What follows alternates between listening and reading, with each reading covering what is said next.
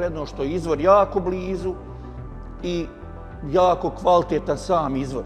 Znači, mi sa izvora imamo jako dobre rezultate, čak ovo što smo pomenuli, filtriranje, mi radimo samo grubu filtraciju, jer prirodno je da svaki izvor može ponijeti sa sobom svoj izvorski takozvani pijesak ili ne znam, koji je bukvalno nevidljiv okom. Boce u koje će voda biti napunjena ne dolaze kao gotove plastične boce.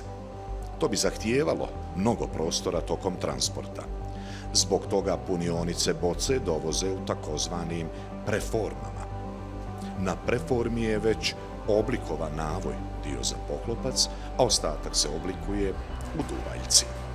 Preforma prolazi kroz 3 faze. Zagrijavanje do tačke kada plastika postaje savitljiva, zatim slijedi rastezanje i napuhavanje pomoću kalupa koji određuje oblik boce. Posljednja faza je hlađenje kada boca postaje čvrsta i spremna za punjenje.